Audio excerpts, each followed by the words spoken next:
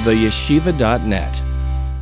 If we want to summarize very briefly, not the whole explanation, but just the summation of the point that we learned last week in the few classes, I think 2 or 3 classes, the point was that in Parshas Shlach, right after the story of the Meraglim, immediately after the story of the Spies, comes the mitzvah known as Nesachim. Then Hashem tells Moshe to tell the Jewish people that Kisavayu al eretz meshvaisechem, when you come to the land of your residency, of your dwelling, the land where you're going to live, the land of your Moshe, of your place where you sit, where you live, where you dwell, and you're going to bring various offerings, various karbonos. So there's a mitzvah known as Nesachim. Nesachim means libations, that many of the karbonos came along, they were accompanied with wine that was poured on the mizbeach during the offering of the carbon. Similarly to that, there was many karbonos came together with a mincha, and a mincha is a meal offering, not an offering of an animal, but an offering made of grain that was brought on the mizbeach. That's the mitzvah right afterwards. And the question is, what's the meaning of this juxtaposition, of this smichus, of this proximity between the Meraglim and the Nesachim? So the Gemara says he brings the Gemara in Brachas, Daf Yudala, the Gemara says that Kol HaKoyre Krishma B'loi Tefillin, Ki'ilu Hikriv Oila B'loi Mincha V'Zevach B'loi Nesachim. If somebody says Krishma without Tefillin, in the morning Krishma, obviously not Krishma at night, Krishma in the morning. So it's similar to somebody offering a carbon oila, like let's say a sheep every morning, but they don't bring the meal offering, they don't bring the grain. Or a zevach, another offering without the wine. What's the connection between the two? Al pi pshat, it means it's still missing something. In Krishma it says you should put on tefillin, so why are you not putting on tefillin? It's still missing something. But the fact that the Chazal chose these two things means that somehow there's a thematic connection. So for this, the Balatanya began the whole structure of the Maimer.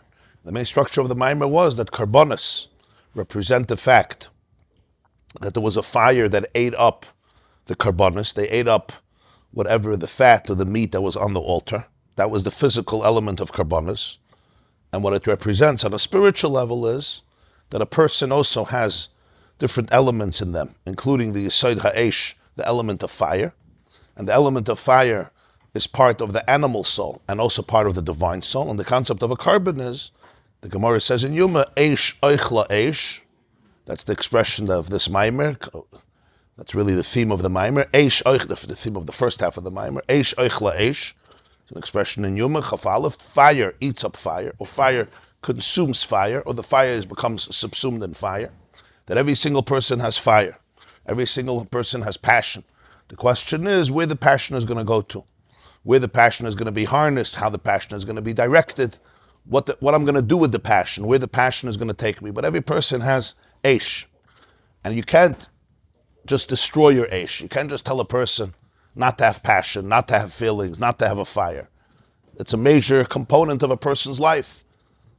When it comes to animals, the primary element of a chai is eish. Right? And a person has all elements. We have daimim in us, we have tzemeach in us, we have chai in us, we have medaber in us, which are all eish, ruach, mayim, afar, the 4 letters of Yud Kei Vav Kei. The opportunity, the ability of a person is eish, eichla, eish, that the divine fire, the godly fire should consume the animal fire, and that's the concept of a carbon. That the animal fire becomes subsumed, eish, eichla, eish, like the mizbeach, like a carbon where the eish literally, physically ate up the animal, so to speak, and it became part of a heavenly fire. Reach nechayach l'Hashem. And he explained at length how the person, what a soul is, the depth of the human soul, how deep the soul is. It's really rooted in machshava, it's one with Hashem. So even as it comes down in the body, not all of it becomes manifested in the body. The soul itself remains pristine, it remains aloof, as he called it, the mazel of a person. But even when it comes into the body, you could never snuff out the soul, you could never extinguish its fire, you could never destroy it, you could never liberate it. It always has the ability to reign supreme, because that's what it really is. And the fact is, however, that commensurate with the eish of the behemoth will be the eish of the nefesh elokis, because each eish can diminish or increase the other eish. That was the main nekuda barichis that was discussed. And he said that the main time we do this is Krishma. Shema Yisrael, Hashem Elokeinu, Hashem Echad. You remember what Krishma is? And this was Barichas, the second chapter, what Krishma is. Shema means to gather, not only to listen. You're gathering everything that exists, all the desires of the person.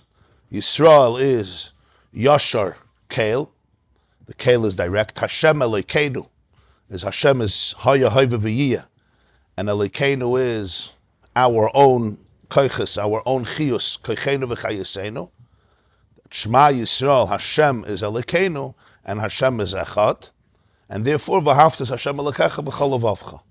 And the Nekudah was that Hashem represents a state of oneness that's identical pre-creation like post-creation. Elokeinu represents the tzimtzum, the way Elokus is filtered into the consciousness of every single creation and every single human being.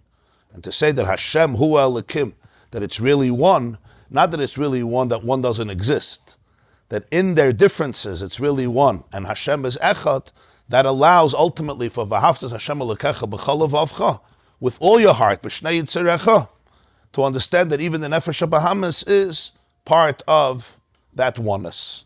The separateness and the duality and the dichotomy, even though it's powerful and it's real and it's intact, but nonetheless, the Shema Yisrael allows for the carbon, meaning allows for the Eish, Oich Eish.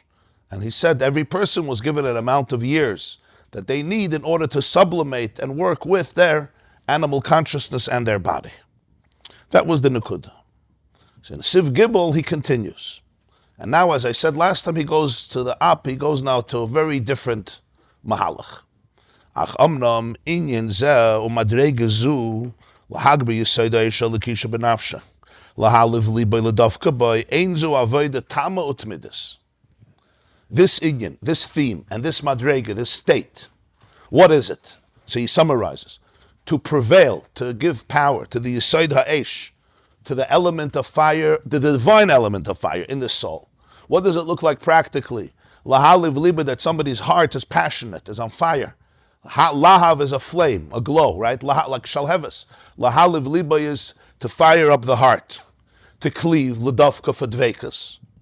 So l'cha'ira, this is it.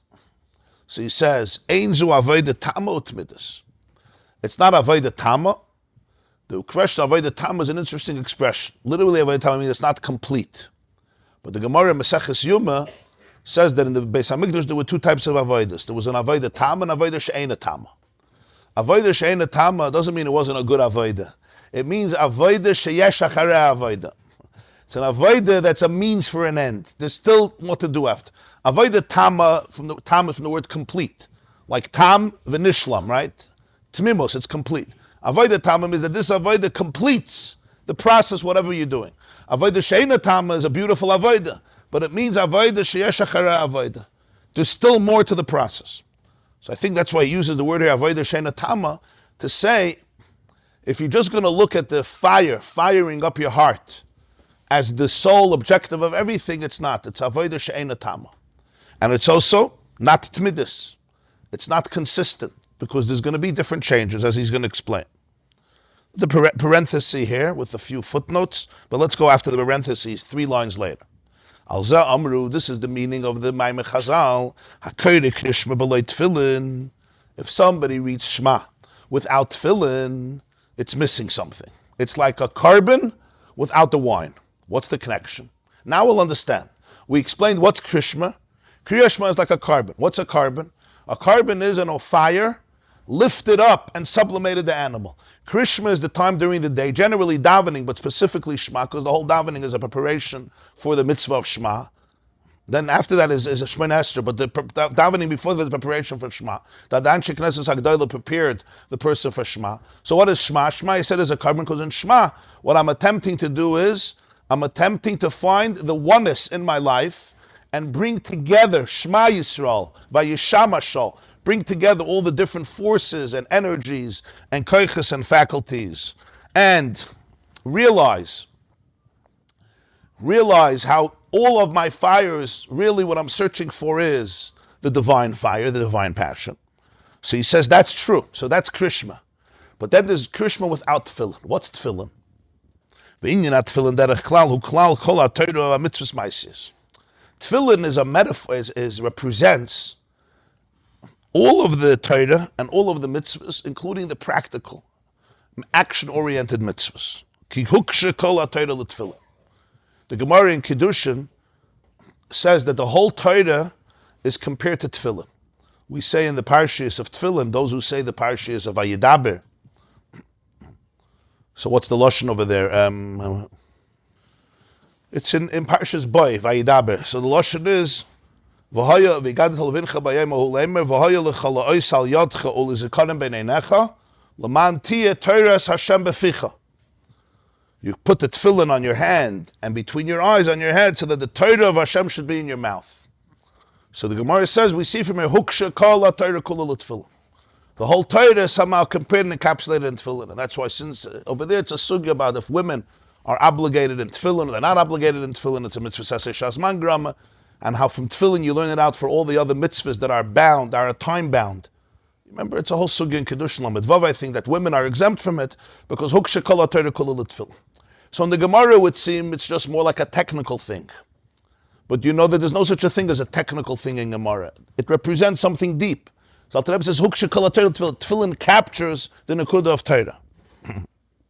What's Pshat? He also said this in the Maimah in Bahar, that in Tefillin you take the physical parchment and the physical ink, and it becomes Hashem Echad, comparing the idea of bittle hayesh, bittle ha'olamus. Over there he also said, Huksha kol ha-Torah kula l'tefillin. But what's the word here? In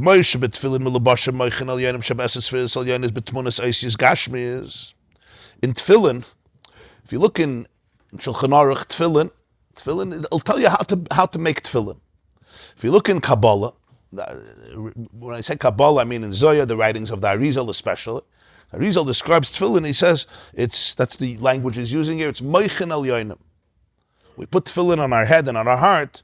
And in Shulchan Aruch it says that it's shibud haleva hamayach. It's to dedicate your heart and your mind.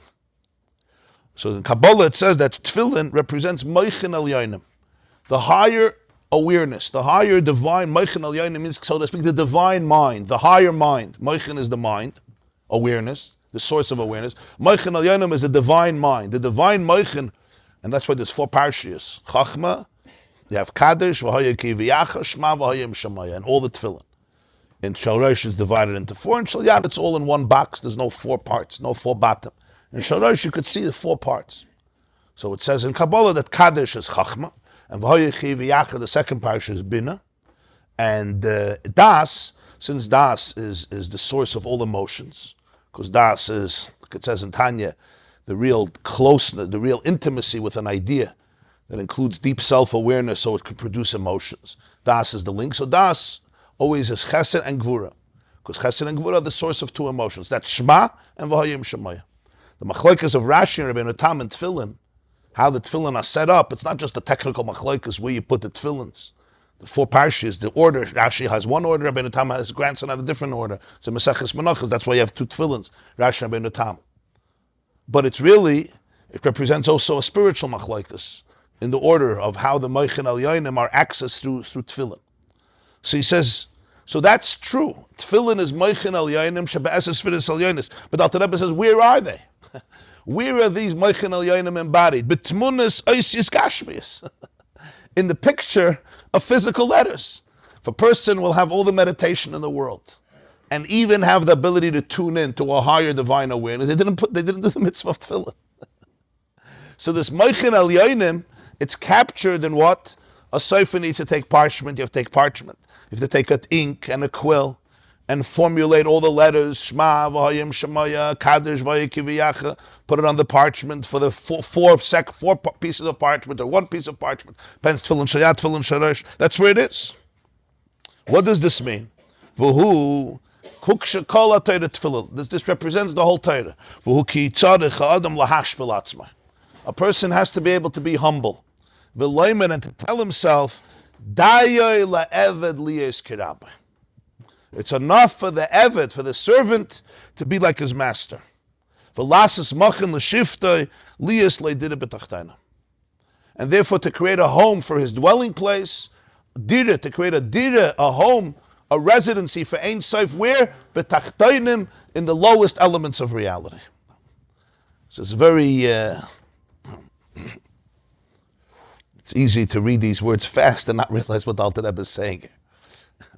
After the whole introduction about the ability and the avoid of a person and the soul was sent down to create fire, and not just to find your divine fire, but to elevate the animal, soul fire. He says that's not avodah tam. There's something else. There's kaida krishma, below tefillin. And that's missing a major part of the carbon. The other part of the carbon, the Nesachim. Krishma is like the carbon, but you need the tefillin. He says tefillin is representative of something. That's why they use the word tefillin. Tefillin. And what is it? It's enough for the servant to be like the master. So in Mela, what's the focus? The focus is lasas machen l'shifti liyis le'did b'tachtayim. Now, the expression daya le'evet shehei kirabbai comes from the Gemara. The Gemara describes in Brachas, it's the end of Brachas dafn and Chesam at Bais, a story that Ula and Reb Chizda, who were two of the greatest Amoraim, you remember the story? Azli Borcha, they were walking. They were taking a walk. They were taking a hike or taking a spatzir, whatever it was. They were going to a destination. Just as they went on the road, and they came across the home, or the former home, of one of the great Amoraim. His name was Reb Chana, I think, Reb Chana Reb Chaniloi. And it was desolate, it was destroyed.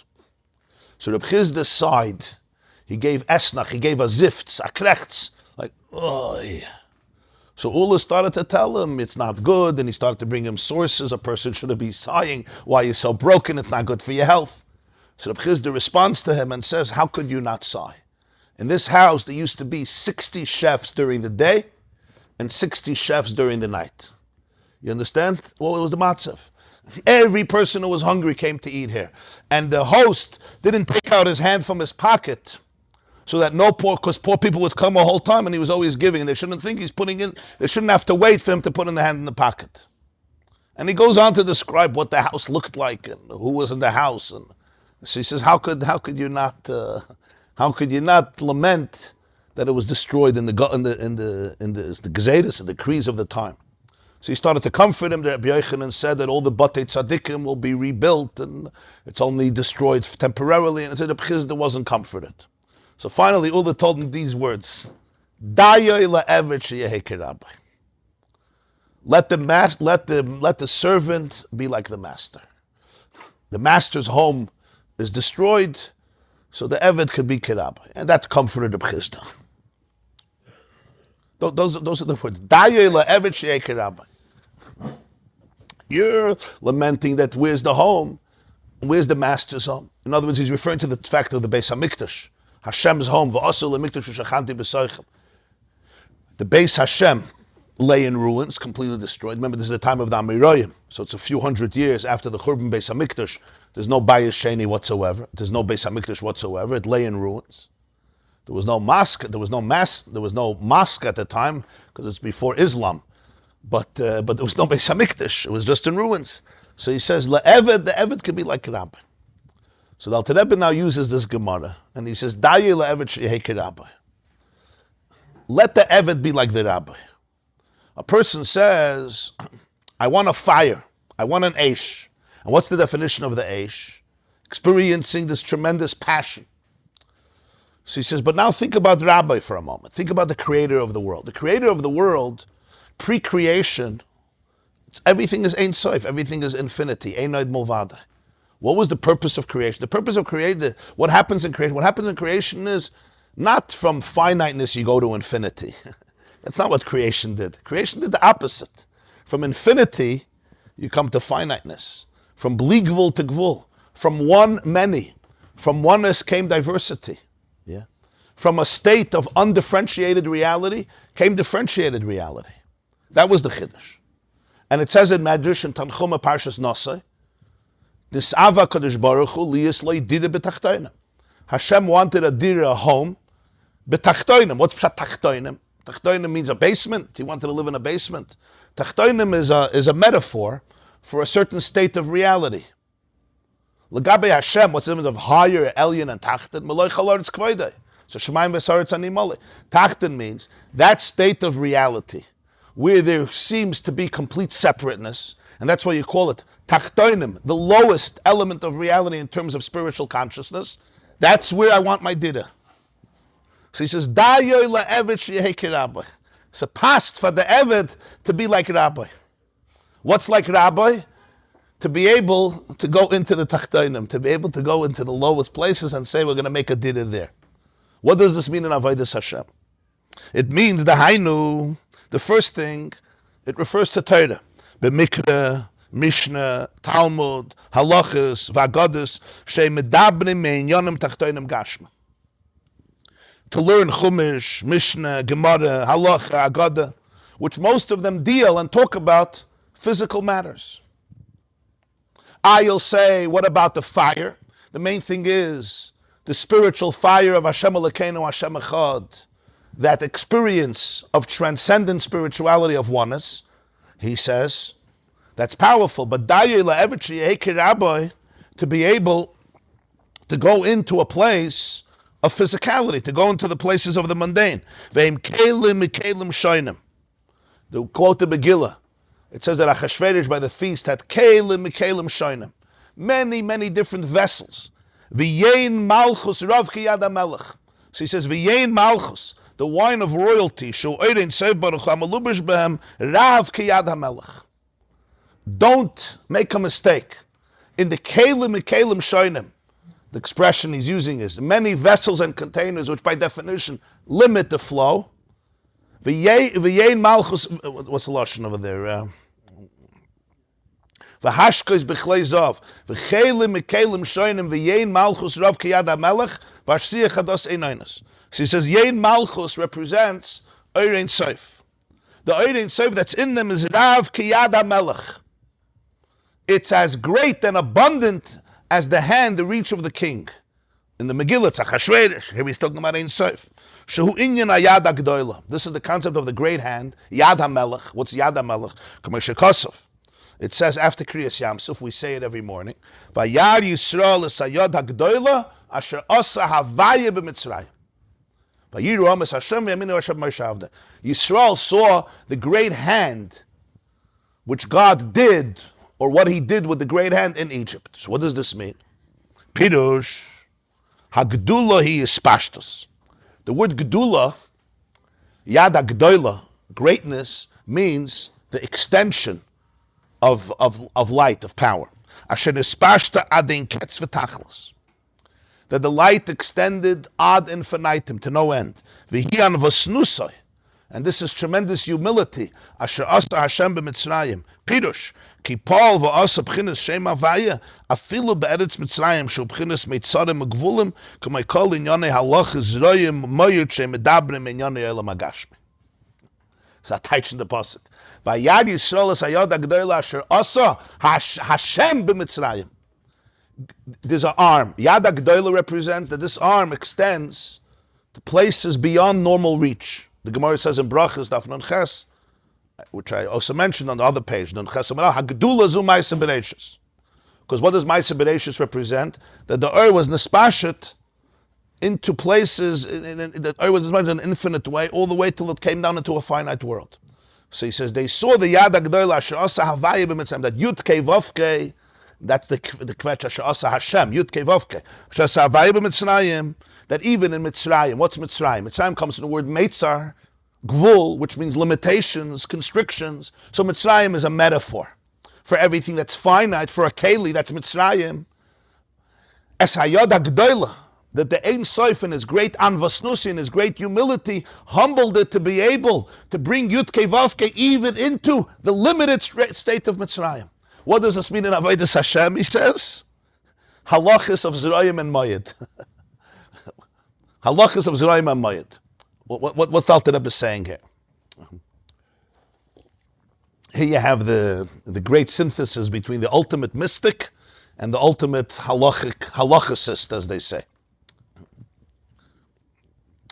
There's people in the world who learn Shulchan Aruch Harav is a very big limud, because Alter Rebbe Shulchan Aruch is something special.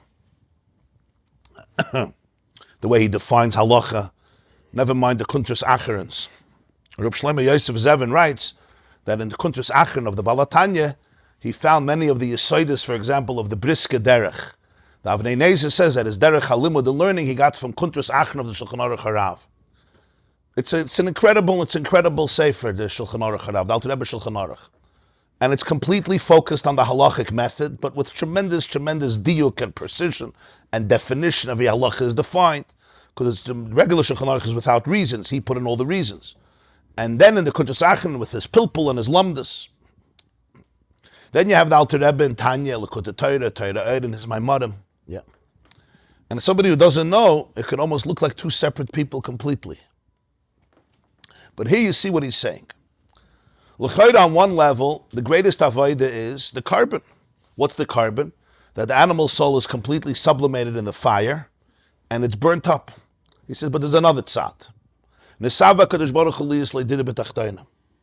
Hashem wanted a dira where dafka in tachtoina. For there to be a dira tachtoina, you need tachtoina. What's tachtoina? Tachtoina is what he calls Mitzrayim. It's a world of where there's lowliness. What does lowliness mean? The first level of lowliness means finiteness, gvul. So Yisrael saw the Yad HaGdoila asher asa avaya b'Mitzrayim. Then Hashem wanted Yudke Vovke even in Mitzrayim. So a Jew says, I can also humble myself. And not think that the whole kavan of everything is always transcendence, asceticism, precious segregation, to go higher and higher and higher. No. He wanted to do it b'tachtonim. You can also come into the tachtonim. Now you see how he looks at a person. Most people don't struggle with this. They don't have to come into tachtonim. They have to come into elyonim. But this is the ultimate. He's telling you what a person is. In other words, he's assuming you're infinite. So I understand that you don't really belong here. You don't belong here. You understand you have to understand what he's saying about a person here. I understand you really don't belong. What's infinity doing here if he comes to this place? What's shaykh to? It says in Zohar, it says nefesh ki sechta in Parshas Vayikra. Nefesh ki sechta. So the Zohar writes one word, nefesh ki sechta tva, which means bitmia, like put a question mark. Nefesh ki sechta? In Vayikra, nefesh, you have to put a question mark. Nefesh ki sechta? Wie kommt es? It says, be'etzem, you don't belong here. Elamai daya ila evet shehei rabbi. If you understand the emes of a person, the emes of a person is in a place of Ein Sof. But because daya ila evet shehei rabbi, that's not the avodah tama. There's a much deeper avodah afterwards. V'haraya, the Ein Sof himself wanted to do the b'tachtoina. So with Mela, now your avodah is to be able to find divinity within the small, petty, finite structure of the animal soul and of the universe. And he says that's the whole avodah of nigla the Torah, of learning. Because when I'm learning zirayim, it's all the physical world. You're learning agriculture. All the halachas, how earth works and how plants work and hybrids work. Whatever halachas you're learning with. You're learning a peyod, mayo, kalayim, or shviyas. Or mayid, you're learning about a lechi, you're learning about a kairi, you're learning about an edav, you're learning this halacha, that halacha, you're learning whatever it is, dinei mamanis. You're dealing with a world that is filled with thugs and liars and thieves, and that's why there's swearing and there's false witnesses, and we're not sure if who's lying, Reuven is lying, or Shimon is lying. L'cha'ira, it's all Torah, but it's a Torah that's dealing with inyanim gashmim, inyanim tachtoinim. He says those are the kelim shainim where you have yein malchus rav kiyad melech. That is where you find the Ein Sof in. That's the first dida b'tachtoinim. The first dida b'tachtoinim is learning zirayim, learning mayid, nashim, nezik, and kachim tanas. When you learn it at the surface, you're not learning infinity. In fact, there could be people learn it their whole life and they don't even see Ein Sof in it. Truth is, it's all Ein Sof. It's all pure elikus. But it's dida b'tachtoinim. It's finding the Ein Sof, the way it's channeled and the way it's embedded in inyanim that you're dealing with sometimes very technical things. Extremely technical things. But those technicalities, they're kelim shainim, which have in them yein malchus rav ki yad HaMelech. What's the yad HaMelech? The yad HaGdoila, the yad of Ein Sof. Now again, the Tzemach Tzedek has here a parenthesis for like 5 or 6 lines. The next column, 6 lines from the top, 6 lines from the top. Va'afilu ba'asakim amaso matan. Okay, this is in learning. So I'm sitting and learning Zroyim. I'm sitting and learning Mayad. He says, Daya levet she'ekir Rabbi. Life nish to Kabbalah. Don't only run to Kabbalah. Don't only run away. Daya levet. Make a dida b'tachtoinim. Yeah? Harav it through the sugya. Get it. With all the technicalities, with all the details, with all the physical pratim. Why? This is dida b'tachtoinim. But now there's another step. Afilu b'asakim maso matan. Even in asakim is business. Maso matan is geschäften. Wheeling and dealing. Trade, yeah. Imu noisiv and be'emuna. Parshas, as the Gemara says, nasasav and nasata be'emuna, if it's with emuna, and he's teaching here emuna. Not just emuna, trustworthiness. In other words, trustworthiness that you do it, you're a moral person. Faithfulness. The Gemara says the first question when a person comes up in Shabbos, Daf Lamed Aleph, is nasasav and nasata be'emuna. Integrity, yeah, be'emuna. So then this world was built by chesed. And the person is building this world that Hashem built with chesed. So that's the fact that when the person is doing it with emunah, they're building a world of chesed, they're building a world of integrity, of kindness. And that's the world. The Pasuk says, Olam chesed yibana. They're building that world that Hashem wanted the person to build. So don't underestimate it. Furthermore, that's the business itself. Person is going to give a certain part of it to tzedakah from his toil, and that's obviously chesed. It's also in Kabbalah, chachma and chesed are the right column. The spheres have 3 columns. So you have chachma, chesed, and netzach, and you have bina, gvura, and hoid. Kamashakos of merid hatal, mechalkel chaim bechesed. V'gam kamosha chachma techaya. The pasuk says in Mishlei, chachma gives life to the one who has it. Kach b'tzedakah shenoisen la'ani mechaya nafshe. You give tzedakah to an ani and you give him life. Rakim yosem elav liboy v'rucha v'neshmasi elav b'krishma kanal. Azai ruach aisi ruach v'amshich ruach liyasheira Hashem echad gam b'teira mitzvahs ma'asyos. So you have here 2 parts of the avodah. Im yosem elav liboy during krishma. When the person ignites the fire during Krishma. In other words, you go up, you experience something of that oneness by Krishma. Then, in the expression of the Zohar, Ruach brings Ruach and brings forth Ruach. Ruach Aisi Ruach v'amshich Ruach, which means your Ruach brings forth Kivayachal Hashem's Ruach. Like Kamayim Aponim Laponim.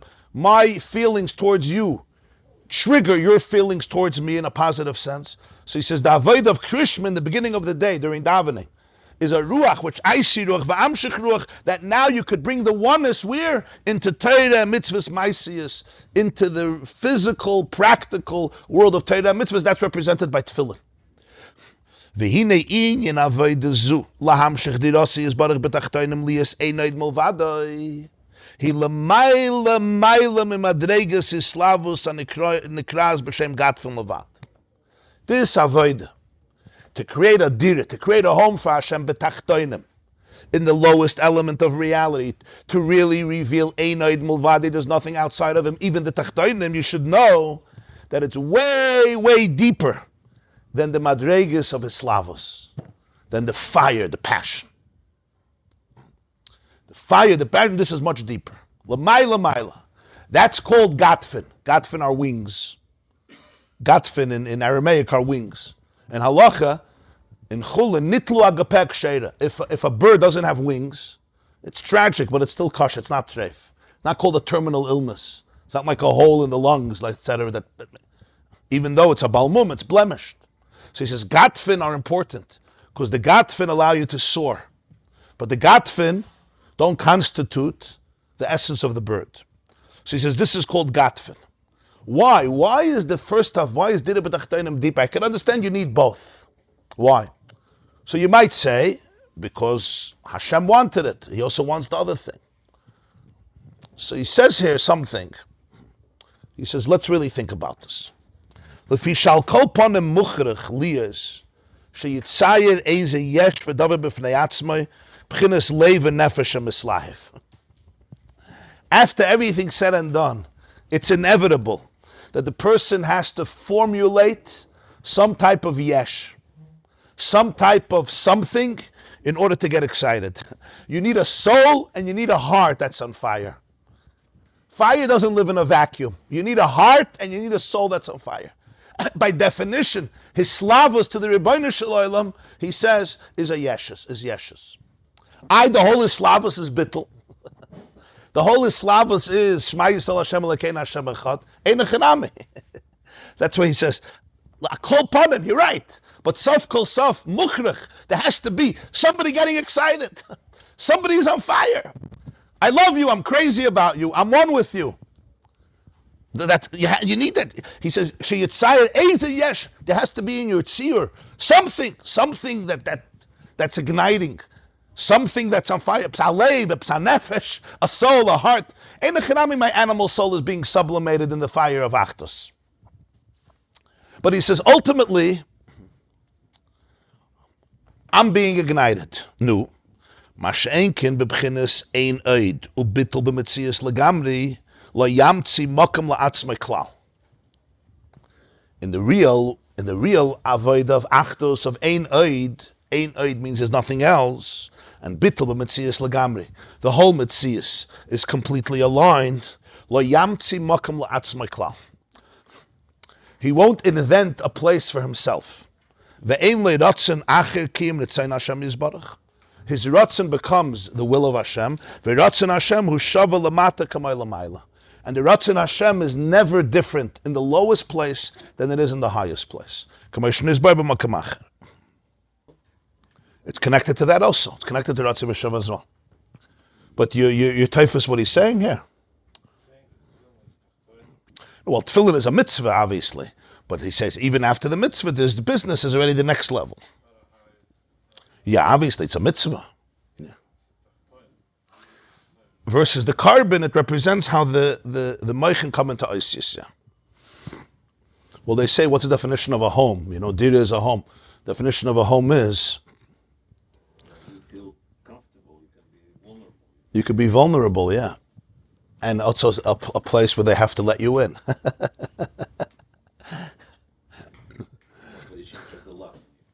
They don't change the locks on you. And maybe the biggest thing about a house is you don't need an excuse why you're there. You don't need to justify it. Right? Why are you going home? Where should I go? The question is why you're leaving home. Hopefully you have such a home.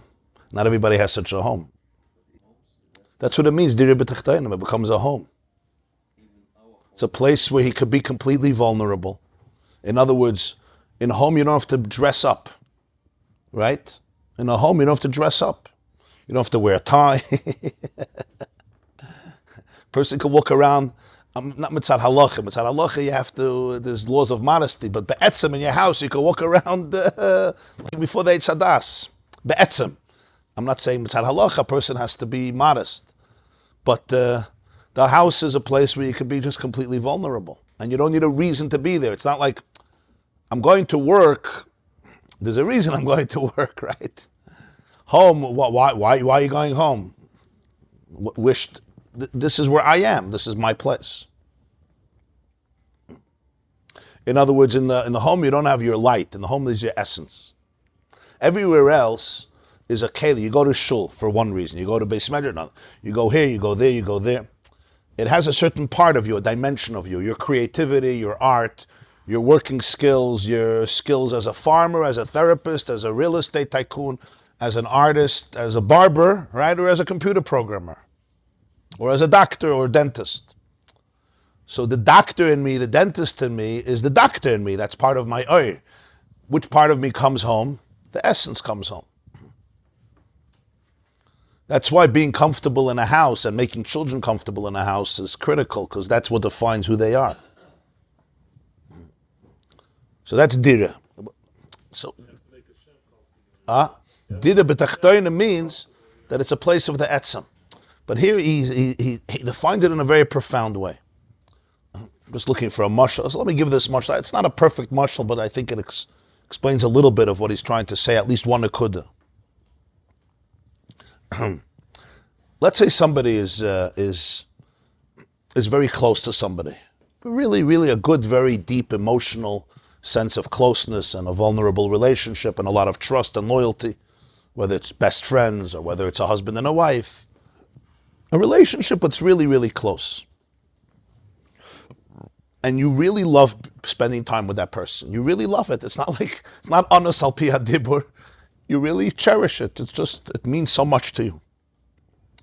So, a husband is sitting with his wife, and he's enjoying every single moment. Really, really, really enjoying it. Not superficially, not for anybody else, really inside. And she says to him, I need something from you. I want to ask you a favor. Not a big favor. I want to ask you if you can go to the airport to pick up my brother, pick up my mother, pick up my father, whatever, or go on a different errand for me.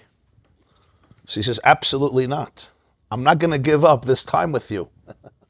I want to be close to you. I want to be close to you. So today you could go on an errand and still stay on the phone, but in these days you couldn't. When you left, right? I want to be close to you. I want to be with you. I want to experience you. If I go out there, we're being separated. He says, I know, but this is what I want. So the person says, okay. And then, you know what? I'm not doing it. No. I love you too much to leave you. And what do you say about this? And the person who does leave, he says, of course, I'll go. So the person left and became separated, right? What's the difference between when you stay there and when you leave? Where are you closer physically? If you stay. And even emotionally, where you're feeling your closeness, feeling the joy and the radiance of being in your presence when I'm near you. But where are you closer? When you leave, right? Why? Because the feeling of closeness is my feeling of closeness. I feel close with you. When I left your presence, I actually don't feel close. I feel far. In fact, I miss you. In fact, there can even be pain over there. I'm waiting to come back. Again, we're talking about a situation where you're really close to somebody. People today have a hard time relating to these mashallah. Unfortunately. We need a little more love in the air. Right? Shlomo Melech says, Aza kamavas ava. Could be as strong as death. It's powerful. Right? People used to kill for love. So I want you to understand the mashal. But when I leave, I'm much closer to you. Why? What's the chilik? Zay magder, Parshas. In the first case, I'm experiencing you, and it's amazing. In the second case, I'm actually not experiencing you, but I'm one with you. I'm one with you. It's not about me, it's about you. Is there a mile? So couples should never spend time with each other? They should always just do errands for each other? What do you think? Just what do you want? Just give me a list what you want. I'll never be with you. I'll do what you want. Number two becomes meaningless without number one. And I don't mean meaningless that it's nothing, but it can become dry. All I do is I do errands for you, right? Number one allows a feeling of closeness, but you can't compare it to number two. Even though in number one there's much more drama than in number two. There's much more hislavos, there's much more passion. Your taif is the chilik. That's the whole vart. Even when there is hislavos, in the tefillin, I'm putting on tefillin or holding a lulav and esrik, or whatever it is, the chelik where there's no hislavos, over there's much deeper oneness. You'll say, come on. Now, again, he doesn't start the maimah with this. Why not? Why not? Because this gufa you have to appreciate. You can only appreciate this when there's passion. If there's no islavos, it's all true. If you don't appreciate this, it's all true, but it's devoid of the real significance of it. But my appreciation of it is not the nekuda. My appreciation of the achdus, that's not the achdus. So there's two inyanim in Avodas Hashem. One inyan Avodas Hashem is the fire. That's incredible. But he says, Ein zu Avodah Tama. That's not Avodah Tama. He wanted a dira b'tachtoinim. Where's tachtoinim? Tachtoinim is in the world where you don't see the infinity. And make that a keli for elikus. Make that. It starts off with, he says, Pashat learning nigla. That's channeling the Ein Sof into Kalim. And then it goes with all aspects of a person's life and all aspects of a person's heart.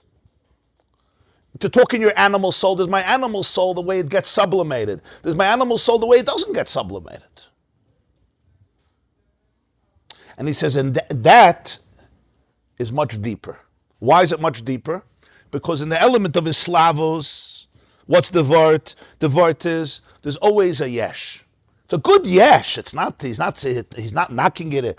It's a beautiful, it's a spiritual yesh. But it's all based on what? My experience. I'm on fire. You know, the people say, ich will madreges, I'm looking for levels. The second, was me madreges? A real ein oid, yeah? There's no experience. I'm actually fulfilling your will. And he says, and his will in the highest and in the lowest is identical. You're not going to say, over here, I'm too low to fulfill his will. There's no such a thing. The Ratzin is lamaila k'moy lamata. Ratzin Hashem hu shava lamata k'moy lamaila. So when you connect to that, what is your Ratzin? You say, but you're so distant. I'm in a distant place. If this is your Ratzin, so then we are one. We are really, really one. And that's why, as Moshe Zev just said, even when there is passion, the part of it that's not passionate is more one than the part that's passionate. Why?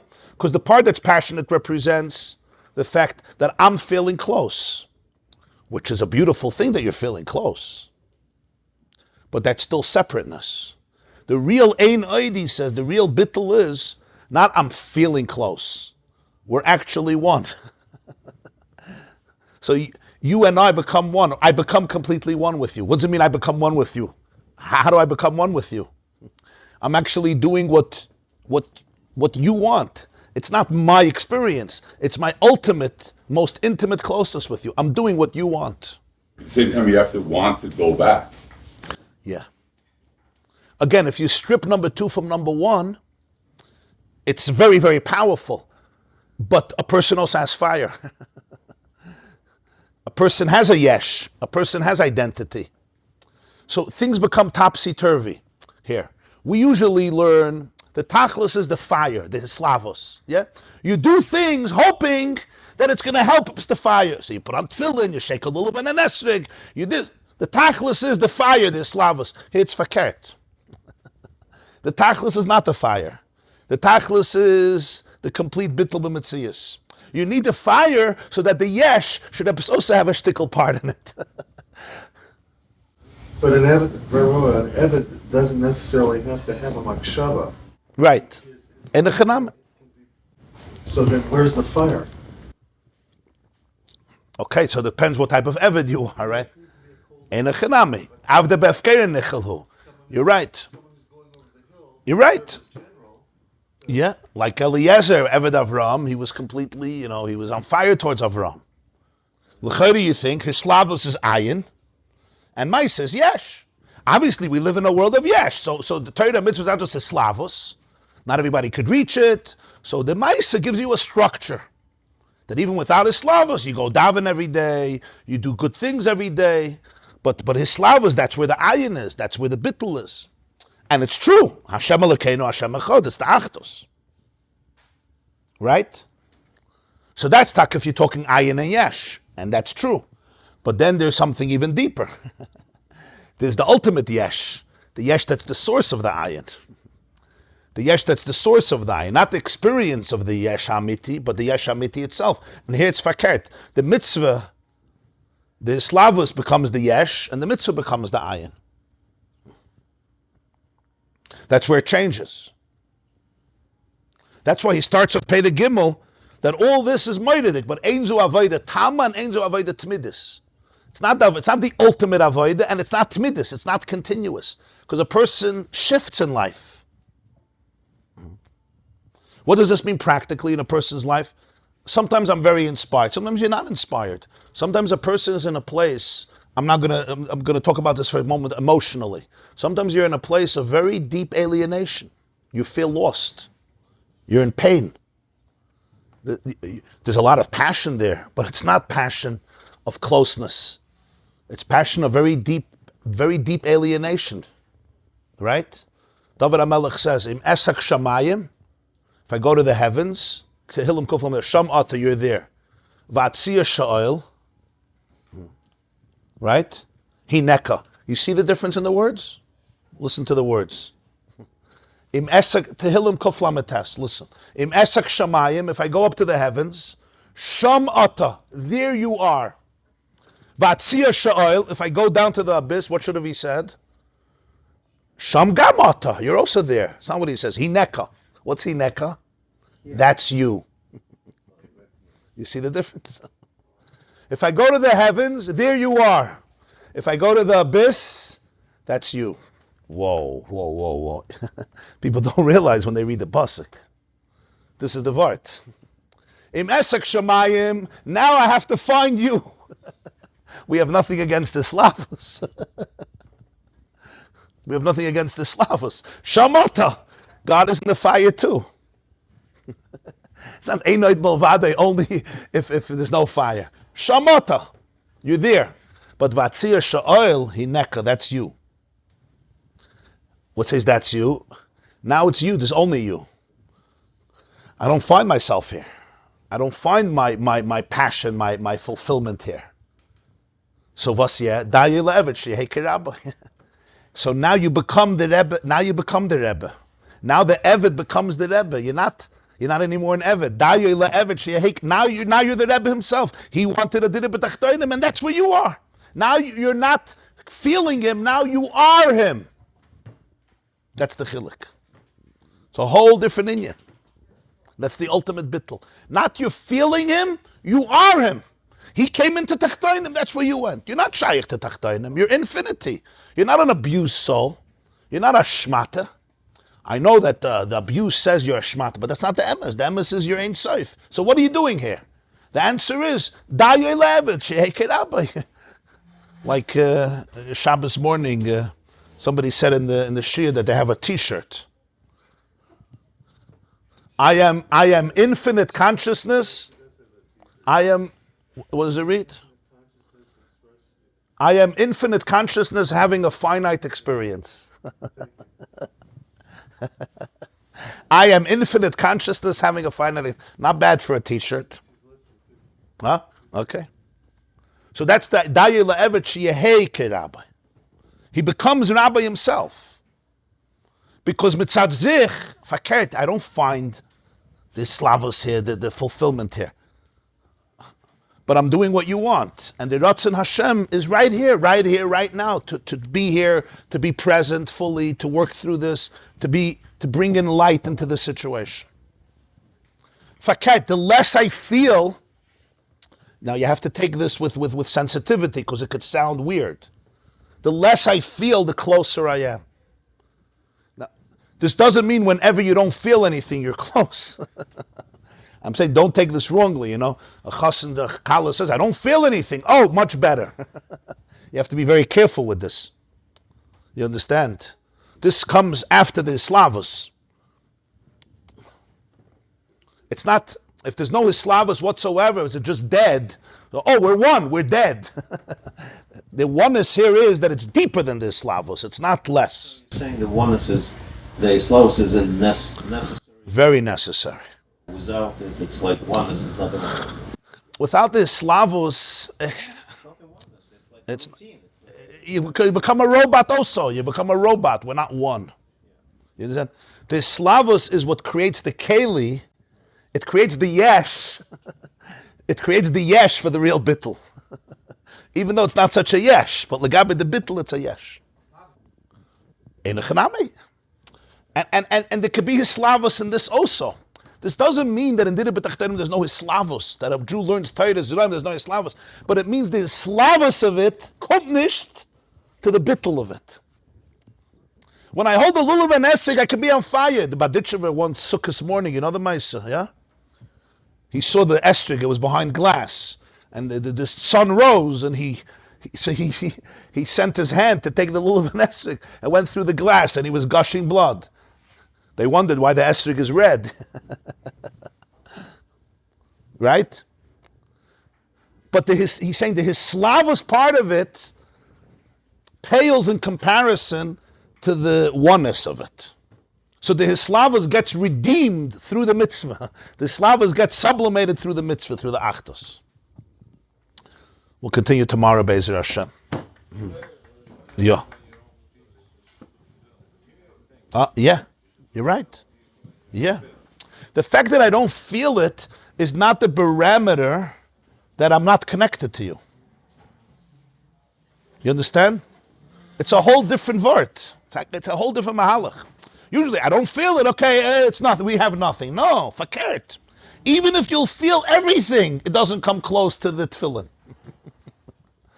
Even if you feel everything, there's something happening here that's deeper than all the feelings. But mainly, even if I feel nothing, okay, so right now I don't feel anything. I'm not in a state where I can experience you. Okay. No is was. So I'm in a state of tachtoinim. No, so make a dinner with tachtoinim. Ona elech miruchecha v'ona panecha evrachim esek shamayim shamat. It's a state. I saw this. One of the Talmidei Baal Shem Tov, I saw that when it comes to shamayim shamat, it's zoktus. No, wer zoktus? Wer zoktus in Slonim? So kommt far dem, dacht sich, nein? Avade. It's a taich in the pasuk. By Atzir Sha'oil, yeah, he neka. It's a powerful word. L'maynaf geminach. Phyllis nisht. It's a good thing to feel, but that's my need. That's not his need. If my wife asks me to go to the airport and I feel it, gesundheit, ich verginde. But that's my need. It's not her need. Bis teufels. We vergin Slavos, vergint gesundheit. But that's my need, it's not her need. Verkehrt, that the bittle should become my need. Also, it's a Slav, you need a Slavos. But that doesn't come close to the Achdus itself. So even when I'm having a Slavos, don't turn the Slavos into the Iker. It's a Hachana, it's a Hechsher mitzvah. This class is brought to you by theyeshiva.net. Please help us continue the classes. Make even a small contribution at www.theyeshiva.net/donate.